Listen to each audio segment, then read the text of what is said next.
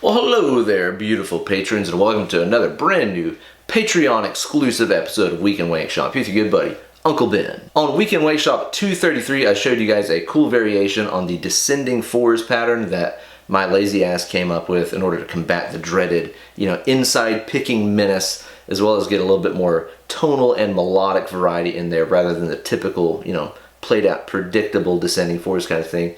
And in this very special, exclusive to you wonderful people Patreon lesson, I'm going to be showing you guys how to apply that same concept to an ascending 4's pattern instead of the descending things like we did in the original lesson. In this video, I'm going to be using a 3-note per string A-Lydian scale pattern. This is different than the one that I used in the previous video.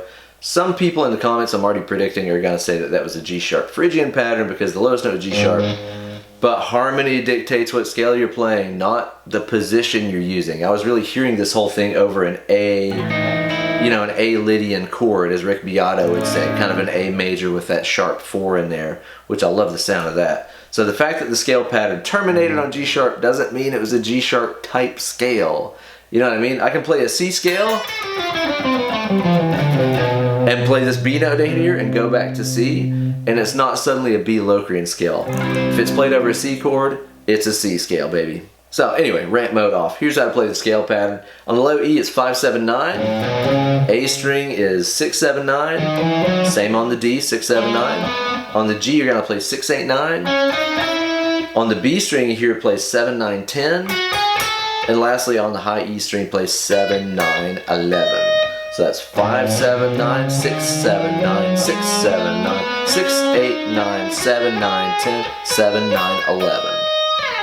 So I'm playing this pattern ascending through the scale is to start off here on the low E string with a downstroke on 5, an upstroke on 7, and then use a hammer-on to play the 9 on the E. So that's down, up, hammer. Now at this point I go to the A string here on 6. And the best way for me to do this is to use an upstroke. So that's down, up, hammer, up. 2 upstrokes in a row might seem really weird to you guys, but I want you to think of it this way. If your hand was in motion and you were picking all those notes, down, up, that note right there, the 6 on the A string, would be played with an upstroke, right? Think of it this way. Instead of doing a downstroke on that 9th low E, like that, basically you're just passing through the string with a downstroke that doesn't touch the string. Watch this. Down, up, a downstroke that doesn't touch the string, up. So, like I said, initially it might seem really weird to play 2 ups in a row, down, up, hammer, up. But just think about that little drop your hand is doing to get to the A string as being kind of the missing downstroke as if this were alternate picked, okay? Down, up, hammer, up. Now what we're going to do is to play that low E string here on 9 with a downstroke. And then on the A string, we're going to play 6 with up, 7 with down, and then hammer on the 9. Okay?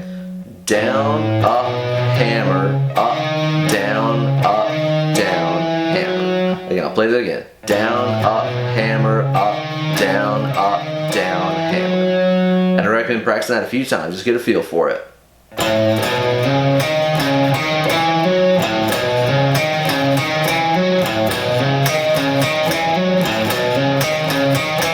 You notice how as I do that, I'm bouncing my hand up and down like this as though it was picking every note?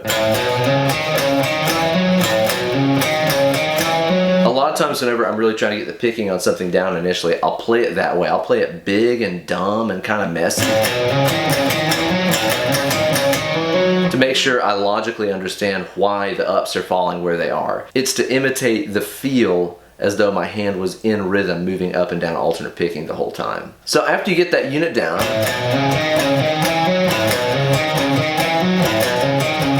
and can play it easily, then move on to the next part of the scale, which is going to be starting off here on the A. You're going to play 6-7, hammer to 9, back to that 6 here on the D, and then you're going to play 9 on the A, 6-7 on the D, hammering to 9. Okay, so that's all just 6s and 7s and 9s right there.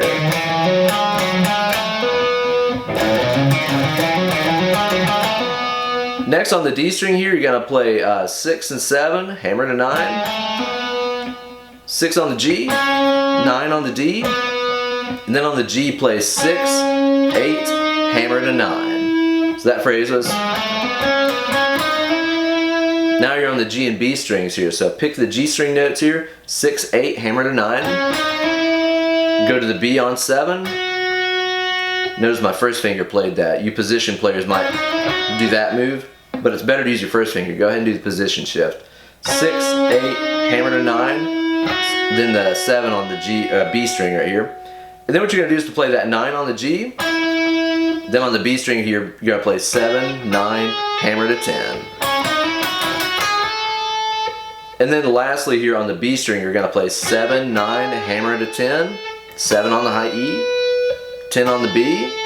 Then lastly on the high E, you're going to play 7, 9, hammer to 11. And I ended on the 9th, which is the 3rd of an A chord. So the whole lick should sound something like this now.